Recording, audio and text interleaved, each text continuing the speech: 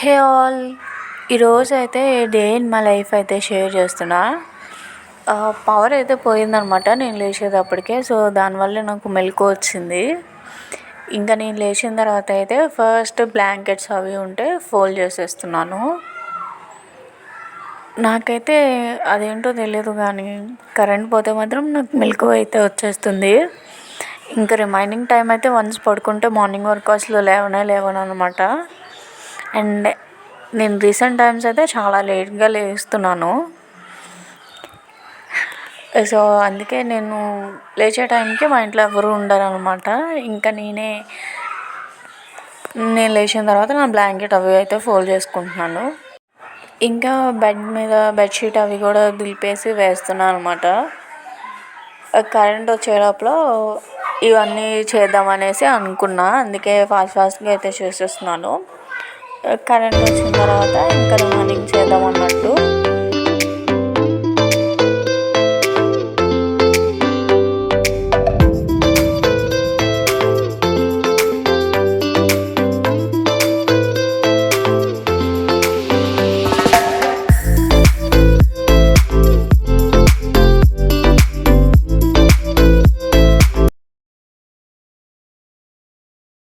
వేసిన తర్వాత అయితే నేను బ్రష్ చేసుకున్నాను.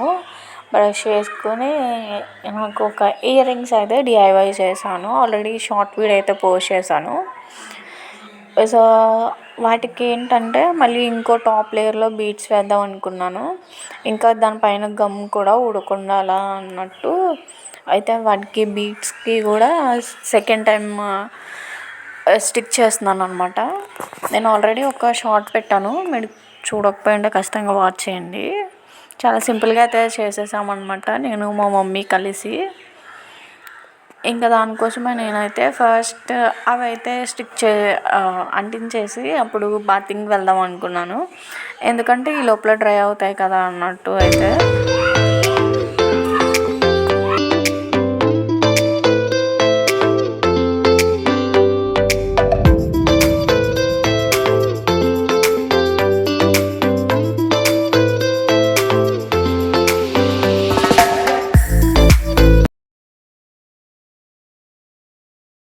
నాకైతే ఇలా డిఐవైస్ అయితే చేయడం ఇంట్రెస్ట్, ఇంకా చాలా ఇష్టం కూడా. మన చేత్తో మనం చేసుకుంటాం కదా, నాకైతే అలా చేయడం చాలా నచ్చుతుంది. ఇక్కడ నేనైతే నార్మల్ గ్లూ కాకుండా B7 సంథింగ్ ఉంటుంది కదా, ఆ గ్లూతో స్టిక్ చేస్తున్నాను అనమాట. అదైతే పోకుండా ఉంటాయి అనేసి. సో ఇలా నేనైతే ఎక్కువ నా చేత్తో నేను చేసుకోవడానికి ప్రిఫర్ చేస్తాను. అది మనకి మెమరబుల్గా కూడా ఉంటుంది అలా చేసింది. అండ్ కొన్ని అలా టైంపాస్కి డిఐవైస్ కూడా చేస్తూ ఉంటాను. ఈసారి అయితే ఇయర్ రింగ్స్ అయితే ట్రై చేశాను అనమాట. నేను యాక్చువల్లీ ఆన్లైన్లో పెడితే చాలా పెద్దవి అయితే వచ్చేసాయి అనమాట. నేను చేసిన సైజ్కి డబల్ సైజ్ అయితే వచ్చింది. పెట్టుకుంటే మాత్రం చాలా పెద్దగా కనిపిస్తున్నాయి. ఇంకా అందుకనే నేను ఒక స్మాల్ సైజ్లో అయితే చేసుకున్నాను అనమాట ఇలా ఇయర్ రింగ్స్ అయితే. ఇంకా ఈవినింగ్ అయితే స్నాక్ అయితే ఇలా రెడీమేడ్ సమోసా షీట్స్ ఉంటే ఇంకా ఈ సమోసా షీట్స్తో సమోసా చేద్దాం అనుకున్నాను. దానికోసం నేనైతే ఇలా క్యారెట్, పొటాటో, ఆనియన్ అయితే చాప్ చేసుకుంటున్నాను. నేనైతే ఏం టేస్ట్ చేయకుండా జస్ట్ అలా నార్మల్గా సాల్ట్, చిల్లీ పౌడర్ అయితే వేసాను అనమాట. కానీ చాలా పర్ఫెక్ట్గా సెట్ అయ్యి చాలా బాగుందనమాట టేస్ట్ కూడా. నేనైతే ఇదే ఫస్ట్ టైం ట్రై చేయడం. ఇలా సమోసాస్ ఇవి అయితే ఇంట్లో షీట్స్ తెచ్చుకుని ఎప్పుడు ట్రై చేయలేదు. ఒకసారి నేనే స్ప్రింగ్ రోల్స్ అయితే చేశాను ఇంట్లో. అవి అయితే మైదాపిండితో వాళ్ళు చెప్పినట్టు అలా షీట్స్ అయితే రాలేదు నాకు. ఇంకా సో దట్ డిమార్ట్కి వెళ్ళినప్పుడు అయితే నాకు ఇది దొరికిందనమాట, ఇంకా తీసుకొచ్చాను.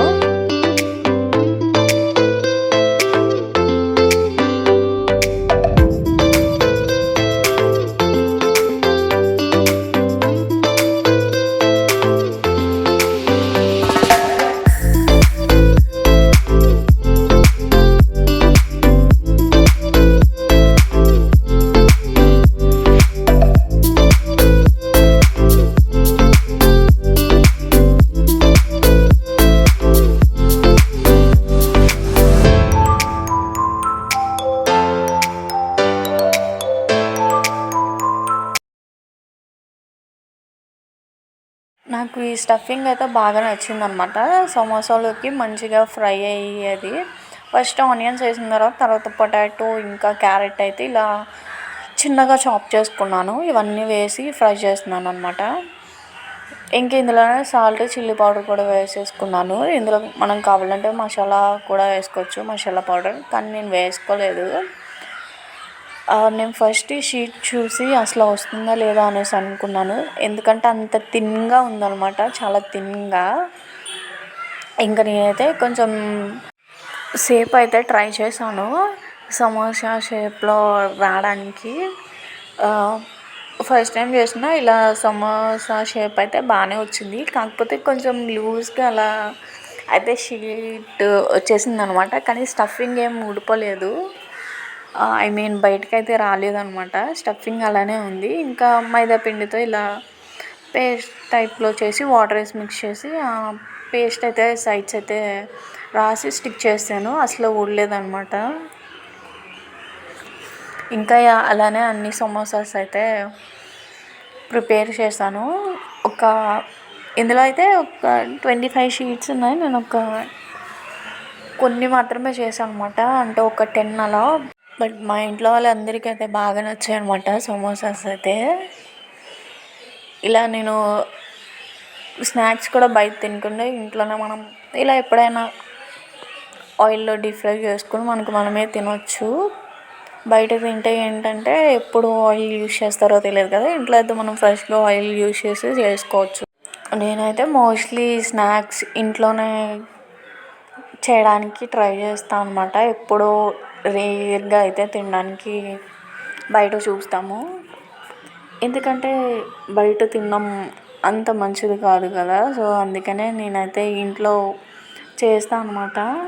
మా మమ్మీ ఎలా ఉన్నా సరే బాగున్నాయని చెప్తారు. అంటే ఎలా ఉన్నా అంటే మరీ అంత వర్స్ట్‌గా అయితే ఏం చేయను. కానీ స్నాక్స్ అయితే నాకు అదేంటో తెలియదు కానీ కర్రీస్ కన్నా స్నాక్స్ అయితే ఐటమ్స్ అన్నీ బాగా వస్తాయన్నమాట. ఇంకా నేనైతే ఎప్పుడు స్నాక్స్ చేయడానికి ట్రై చేస్తాను.